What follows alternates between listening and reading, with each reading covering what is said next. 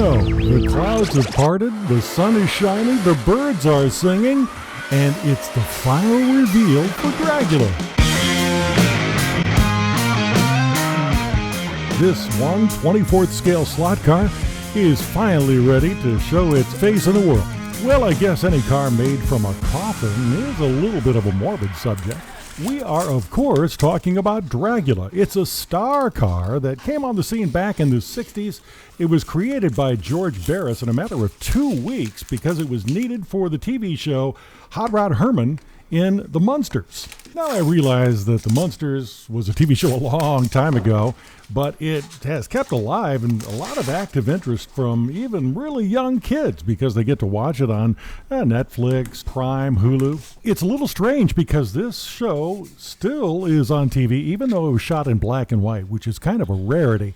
The reason that it was originally shot in black and white is because, well, they were trying to save $20,000 an episode, but it just happens to tie into the Universal movies back in the 30s, like Frankenstein, Son of Frankenstein, Frankenstein Goes West, that type of stuff.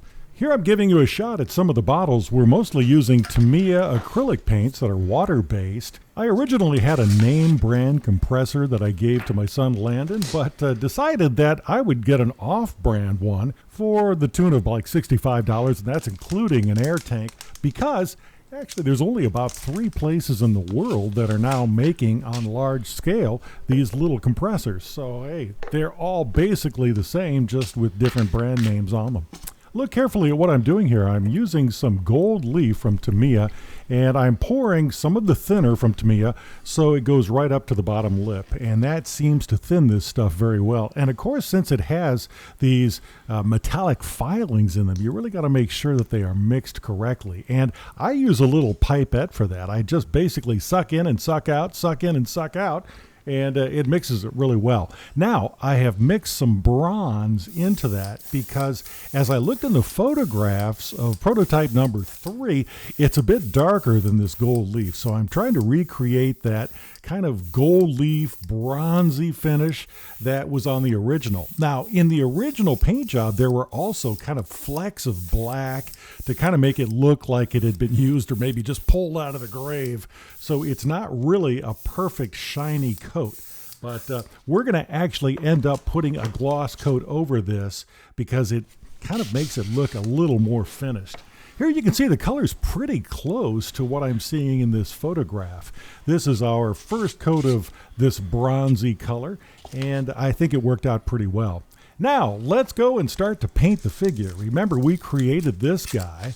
This is Grandpa Munster. We created him from Sculpey, and we stuck a little cigar in his mouth, and he is ready to be painted here.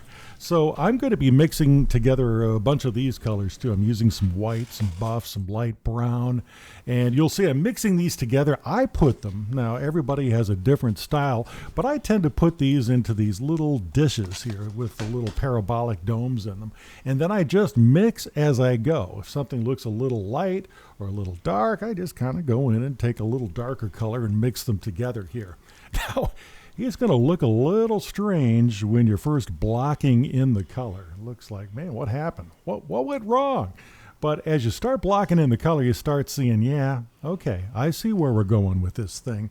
And we're going to make these goggles look shiny like they have glass in them. You'll see how we do that in just a little bit. If you remember, Grandpa had some kind of gray hair. We're trying to put that in.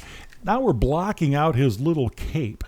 And remember, we did a figure first that was just way too small because I didn't do the sketch like I should have done.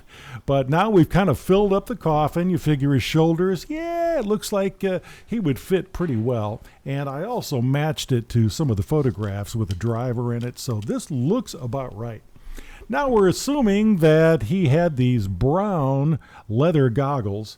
And over that, we're just going to paint these little goggles with black lenses in them.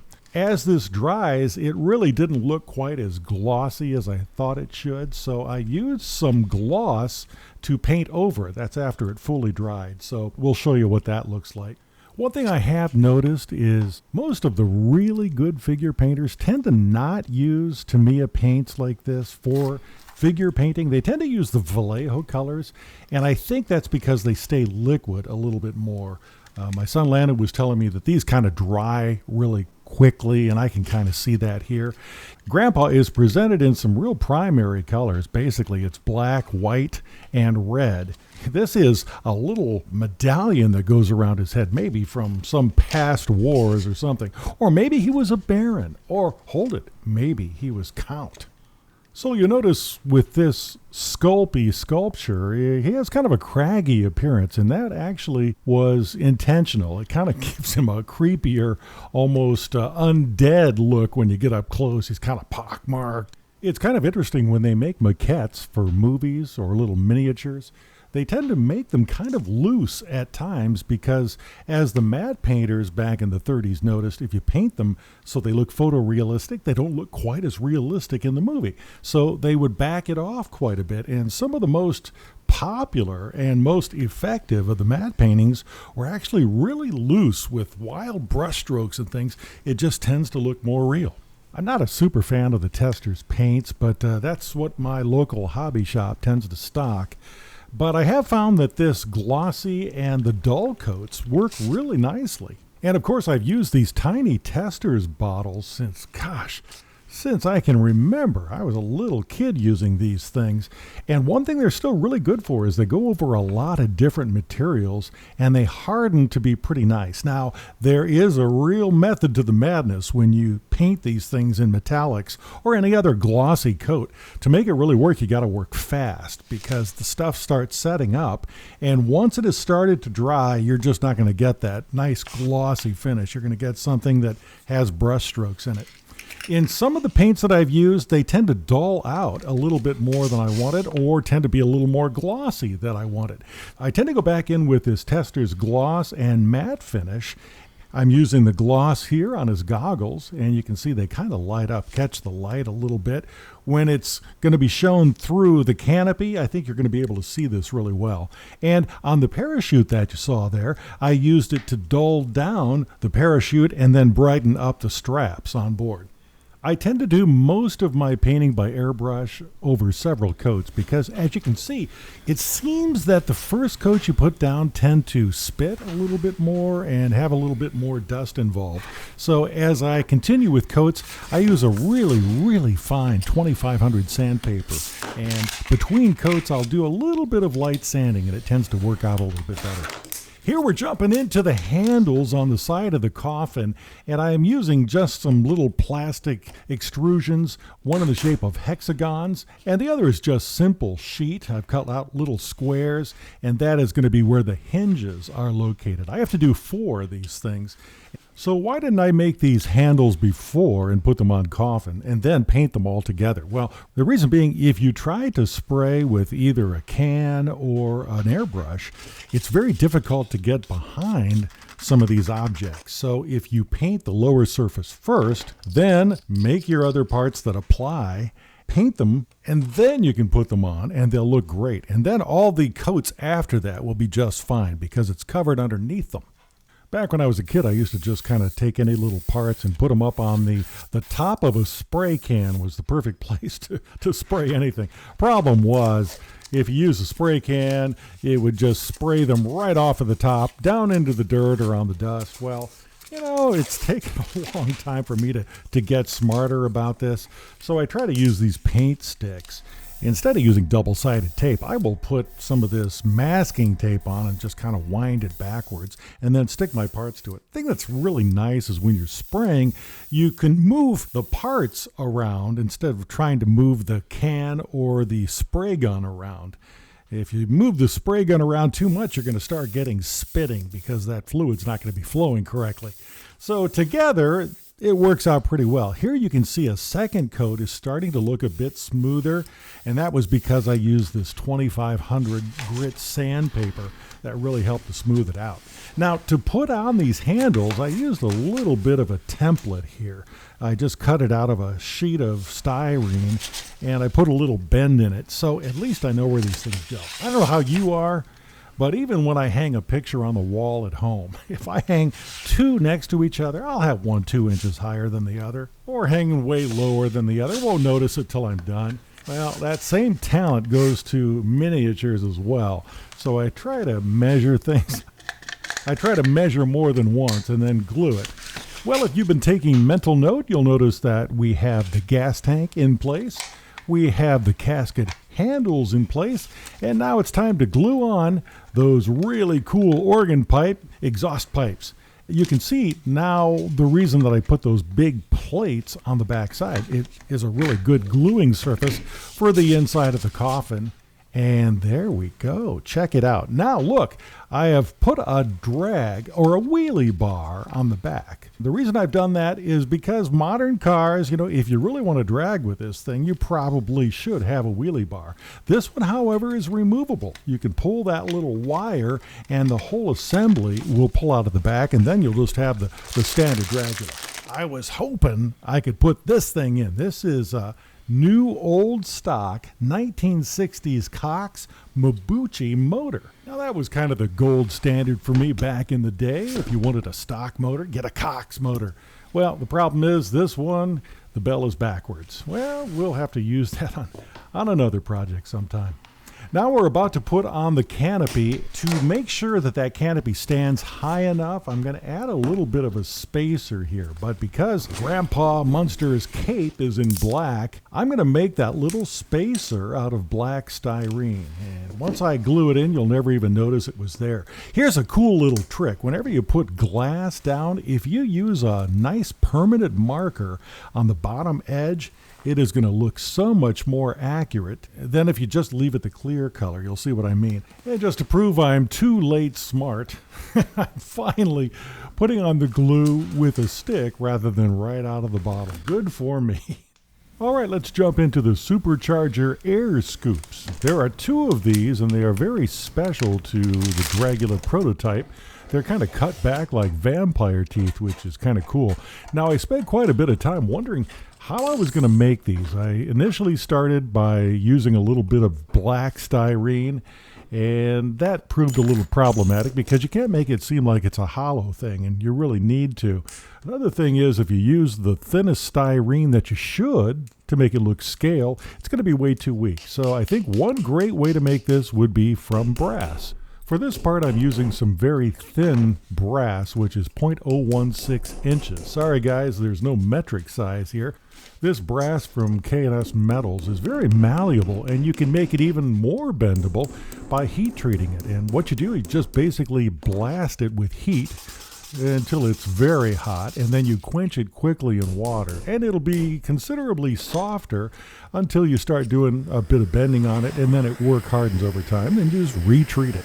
We haven't had to do that here. I'm just going directly to the soldering portion of it, and here I'm just making sure that it seals all the sides and the seams closely, and we'll go back and trim it right after. Around the whole edge, I want to make sure that solder is all the way around the bottom part.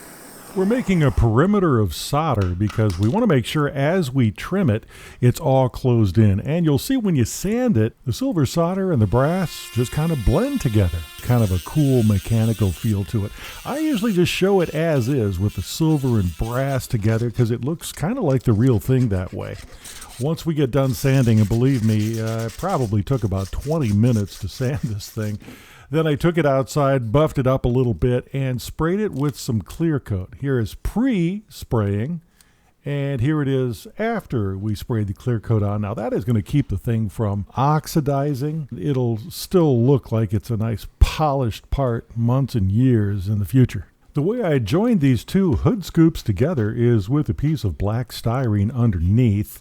Put on some super glue, slapped them down, and that made a really good gluing surface for the top of the carburetors. We're jumping into the front radiator section. It's not really a radiator, it's more like a tombstone in front, because the radiator on the Dragula prototypes was always inside the casket.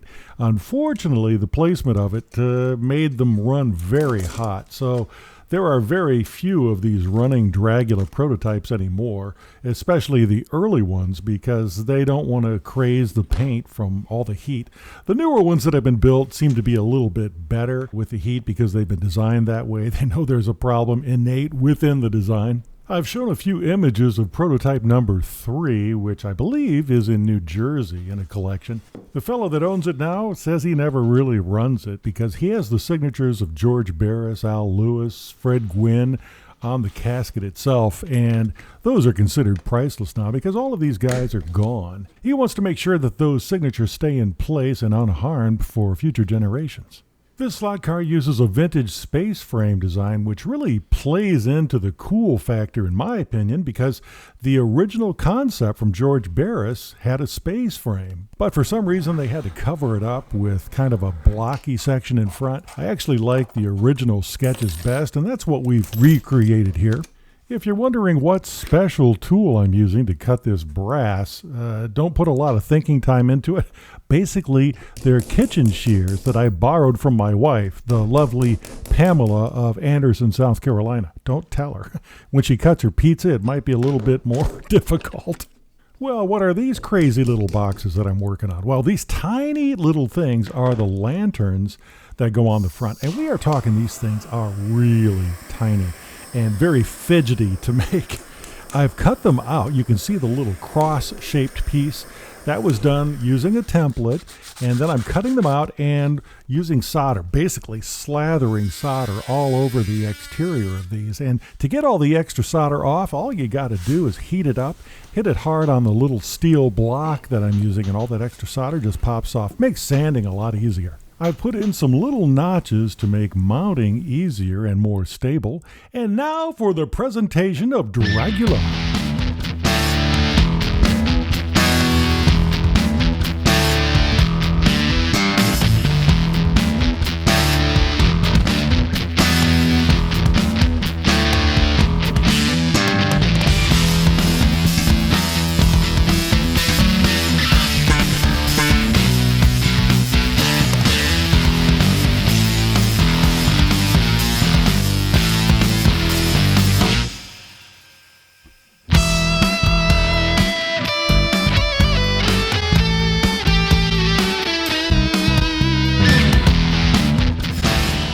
That was a fun 10-episode series. If you like it, make sure to give it a thumbs up and tell your friends about us. We would love to have them here on the Full Earth Workshop, where we have some rockin' projects coming. We'll catch you next time.